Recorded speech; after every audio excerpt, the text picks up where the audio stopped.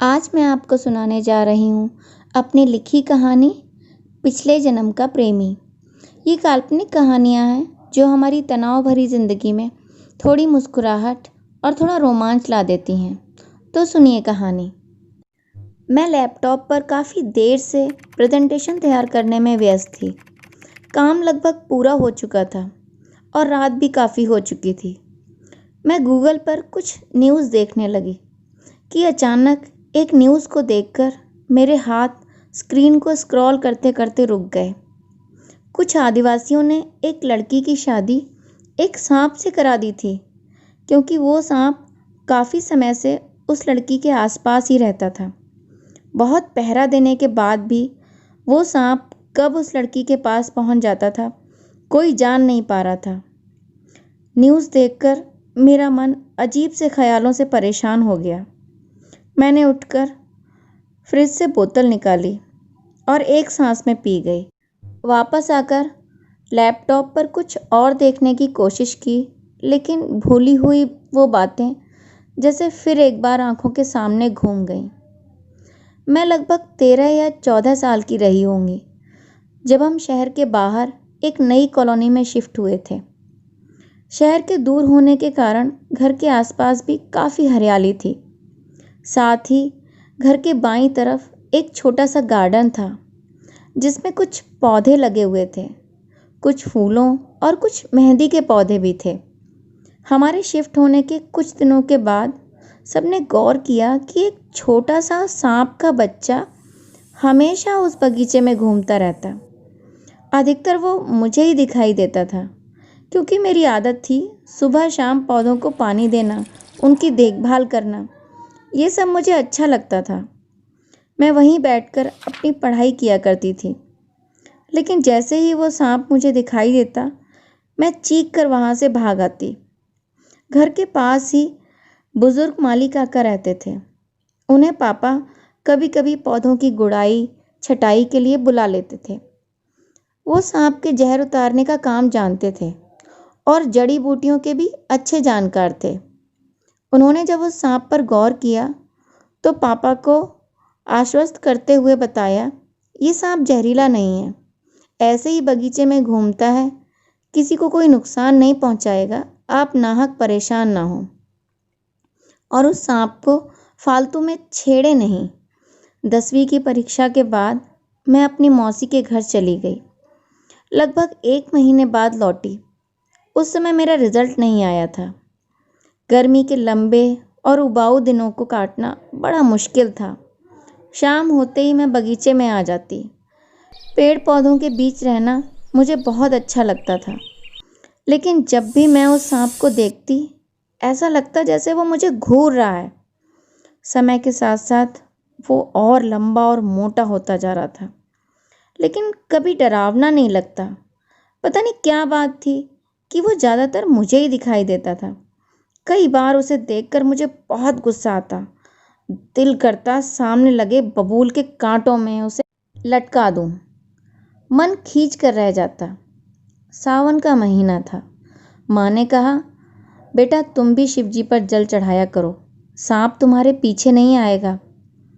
माँ के कहने पर मैंने शिव जी पर जल चढ़ाना भी शुरू कर दिया। सोमवार का दिन था। मैंने सुबह से ही पूजा की तैयारी कर रखी थी। सब सामान रखकर जैसे ही लोटे में जल लेकर मैं पूजा के कमरे में पहुंची, देखा वही सांप शिवलिंग पर बैठा था। मैं सांप सांप चिल्लाती हुई भागी। एक पल को घर के सभी लोग डर गए। पापा डंडा लेकर आए, लेकिन वो तब तक कब और कैसे बाहर निकल गया पता ही नहीं चला। पापा ने माली काका को बुलवाया और पूरी बात उन्हें बताई। उन्होंने मुझे एक ताबीज़ पहनाया और कुछ मंत्र पढ़कर पीली सरसों के कुछ दाने पूरे घर में बिखेर दिए, ताकि वो सांप आकर अब दोबारा किसी को परेशान ना करे। कुछ दिन बीते ही थे कि एक दोपहर मैं पलंग पर लेटी हुई थी। हल्की झपकी लगी ही थी कि मुझे पलंग के आसपास कुछ महसूस हुआ। मैंने झांक कर देखा तो मेरी चीख निकल पड़ी। वो सांप मेरे पलंग के पाए से लिपटा हुआ था।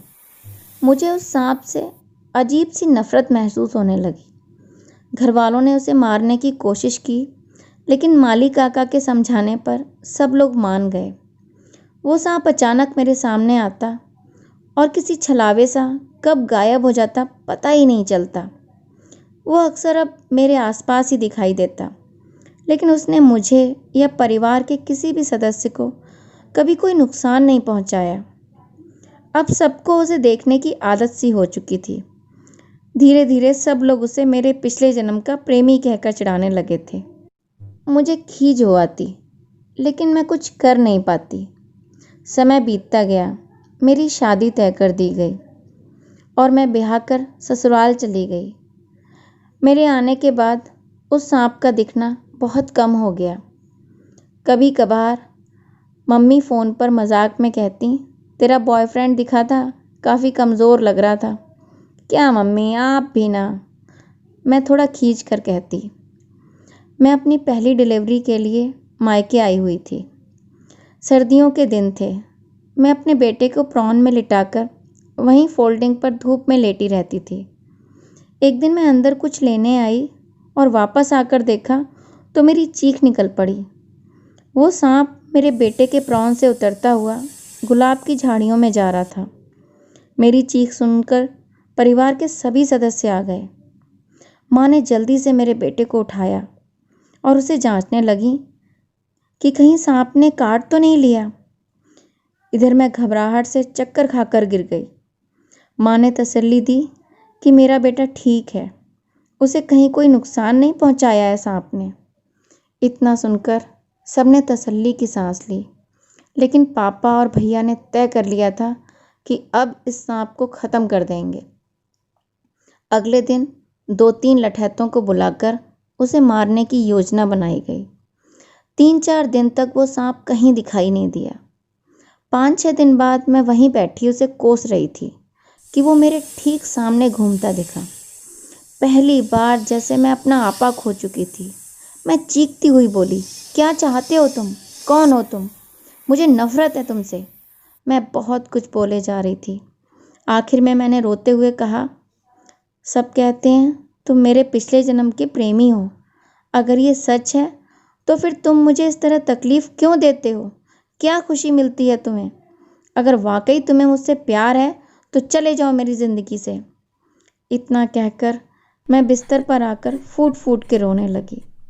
मैंने देखा वो मेरे चारों तरफ 3 बार गोल गोल घूमा और फिर झाड़ियों में गायब हो गया। अगली सुबह जो कुछ मैंने देखा उसे देखकर मेरी चीख निकल पड़ी। घर के सब लोग इकट्ठा हो गए। वो 5 फुट लंबा सांप बबूल के कांटों में बिंधा पड़ा मृत लटक रहा था। उसे देखकर ऐसा लग रहा था जैसे उसने अपने आप को खुद ही उन कांटों में गूंथ लिया हो। एक अजीब सा दुख था जो कहीं सुकून भी दे रहा था कि भविष्य में अब कोई डर नहीं होगा। न जाने क्यों मैं कई दिनों तक रोती रही। पहली बार ऐसा लगा कि ज़रूर वो पिछले जन्म का कोई मेरा अपना ही रहा होगा। धीरे धीरे ज़िंदगी पटरी पर लौट आई। ज़िंदगी में बहुत कुछ ऐसा होता है जिस पर यकीन करना मुश्किल होता है, जिस पर हमारा कोई बस नहीं चलता। आज कई सालों के बाद जब ऐसी घटना सुनी तो ज़ख्म ताज़ा हो गए और मेरी आँखों के पोरों से आंसू टपक आए। आज की कहानी यहीं तक। अगर आपको मेरी कहानियाँ पसंद आती हैं तो प्लीज़ उन्हें लाइक करें, मेरे चैनल को सब्सक्राइब करें और शेयर करें, और हाँ, बेल आइकन ज़रूर दबाएं। Thank you.